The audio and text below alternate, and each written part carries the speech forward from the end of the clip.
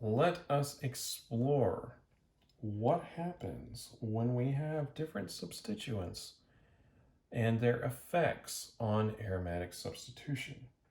So I just finished talking about activating groups and deactivating groups, but let's see what effect that has on different reactions here. So if we start off with an activated ring, like toluene, that is moderatively activated. Alkyl groups aren't a very strong activator, but they do supply some electron density in. They certainly aren't stealing it. And let's try to nitrate this.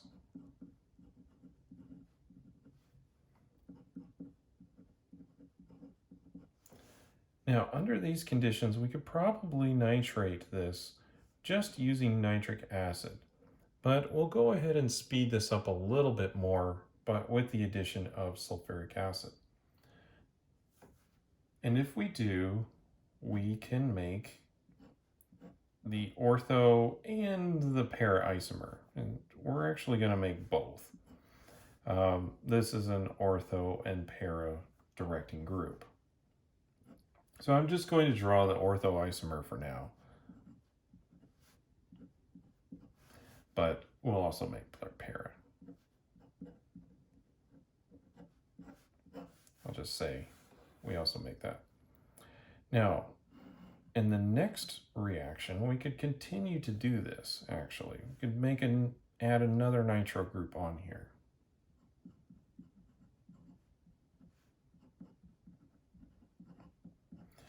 Now, whereas we could probably get away in this first reaction without adding the strong sulfuric acid catalyst, we definitely will have to have it here. And that is because we now have a deactivated ring, because we put a deactivating group on here. So it's going to be harder to place another nitro group on this ring.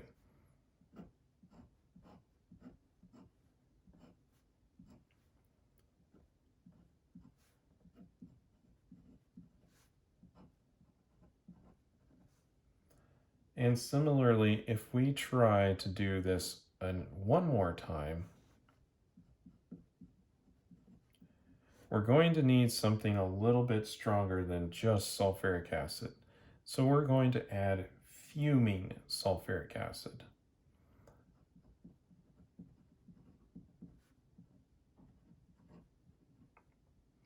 So the SO3 is what would add in the fuming sulfuric acid. This is going to increase the concentration of the electrophile in the solution. That will speed up the reaction. But again, this ring is very deactivated. It's got two nitro groups on it. That's going to pull a lot of the electron density away from the ring. Now, when we do this and we add fuming nitric acid, we can form the trinitro compound. And some of you may recognize this as 2,4,6 trinitrotoluene, or simply TNT, which is a well-known explosive.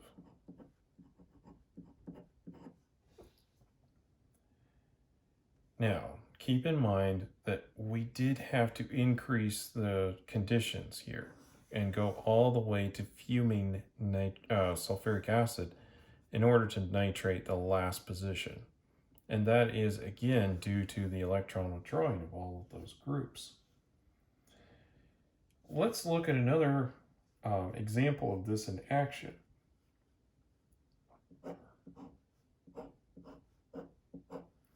Now, we've done some talk of Friedel-Crafts reactions, and if we have even moderate deactivation, and certainly if we have strong deactivation, we will not be able to do any of these Friedel-Crafts alkylations or acylations.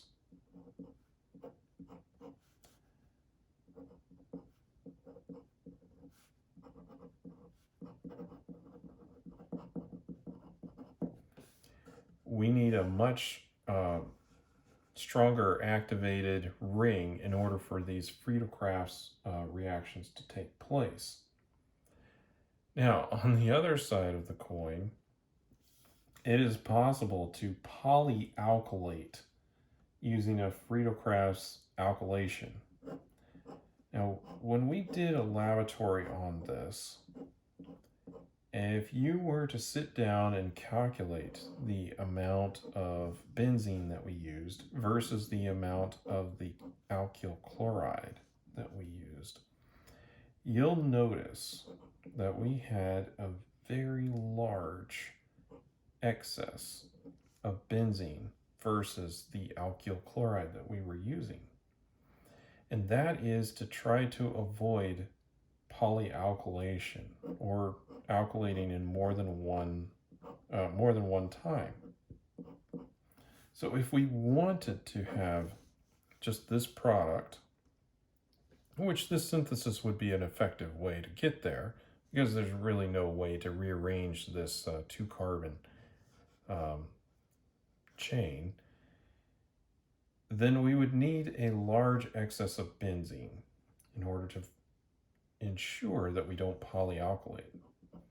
If instead we had plenty of our alkylating chloride, then we could have additional reactions. So since this is an ortho-para direction, we could have that isomer, and then we would also tend to form the para.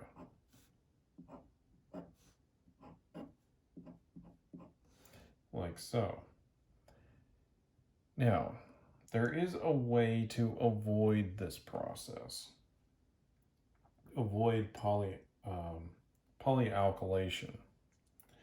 And that is to do Friedel-Crafts acylation. And you'll see why very shortly. So if we start off with a benzene ring, and then we acylate that with this propionyl chloride, and we'll need our catalyst, then we can make this ketone. And now you'll notice that the ring has a ketone on it. That's important because now the ring is deactivated.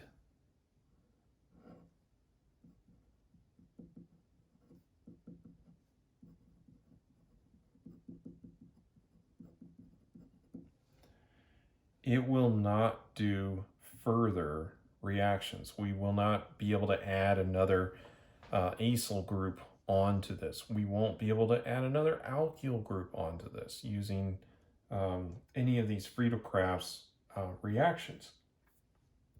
It's not possible. The ring is deactivated. Now, we could use this to our advantage. What if we did a Clemenson reduction on this as something that we've talked about before, which is one of those dissolving metal reductions? Then we could get to this product.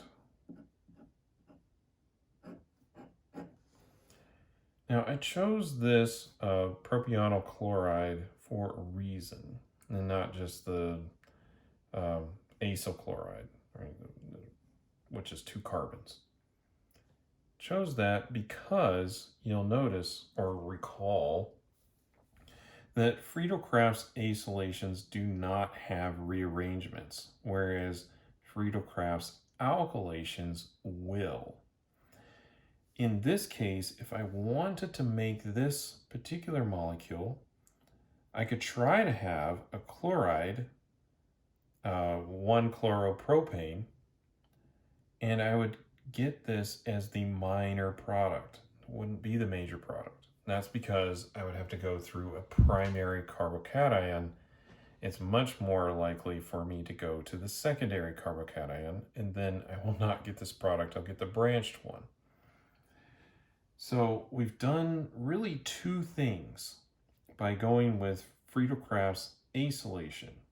One, we've avoided polyalkylation. We don't have two chains on this benzene ring. And two, we can avoid carbocation rearrangements.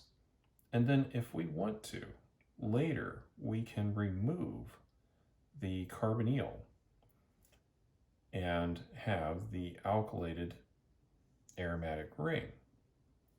And we can do that by only making this product, if that's what we want.